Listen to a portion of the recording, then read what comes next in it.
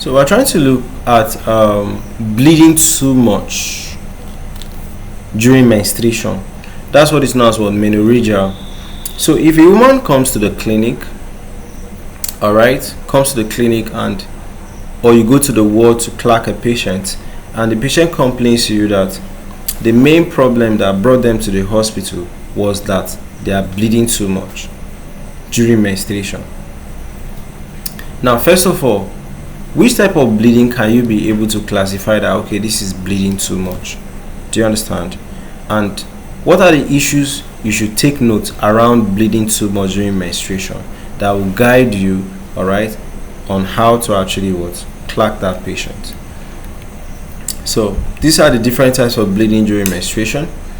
Of course, this is normal. No, this is small, all right, too small. This is normal.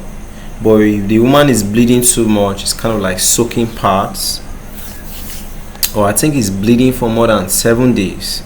Your menstruation cycle, menstruation bleeding time is lasting more than 7 days. That's what we can actually call menorrhagia. But let's look at the standard definition. So menorrhagia is defined as excessive menstrual bleeding. So more than 80 ml of blood is lost per cycle, or the woman is bleeding steadily for more than 7 days. All right. So it itself is not actually a disease condition, but if you see it in somebody, it's suggesting that there's issues with the person. All right. So when a patient presents with menorrhagia, here is what you should carefully consider. Do you understand? So first of all, you ask questions around the menstrual history of the woman. Okay. Yes. The first question is, at what age did she start menstruating?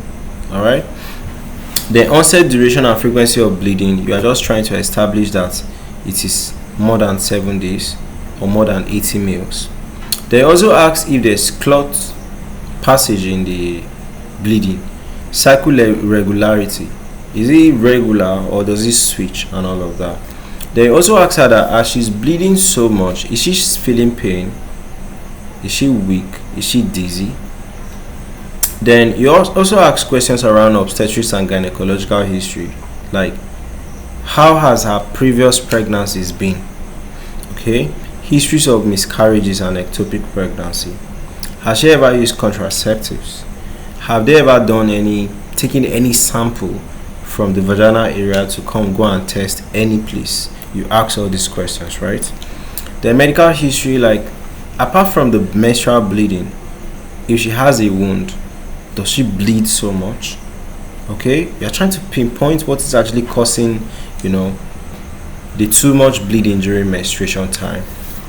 Then you pick up thyroid dysfunctions, liver dysfunction, renal diseases, diabetes and hypertension. You're just trying to pick up what is actually causing it. All right.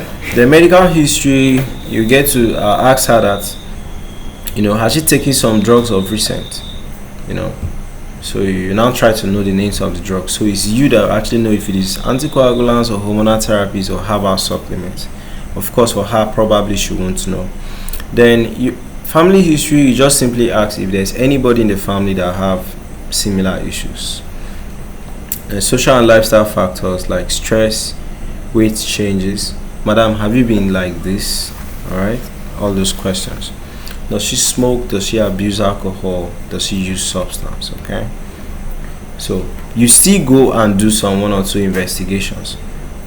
These investigations, you are simply trying to know that to what extent has this blood loss affected this woman. Do you understand? So complete blood counts to check if she's anemic already, coagulation profile, thyroid function test, pelvic ultrasound, endometrial biopsies. You're trying to take some samples, send it to the lab because you are suspecting for cancers. Then pap smears. All right. So differential diagnosis is things that you can be suspecting. If a woman is complaining that her bleeding is too much, you can be suspecting any one of this is wrong with her. Uterine fibroids, endometrial polyps, adenomyosis. Maybe she has issues with blood clotting generally, hypothyroidism, endometrial hyperplasia, Then sometimes it's due to surgical complications. That's iatrogenic causes. So that's it for addressing menorrhagia as a presenting complaint of a patient.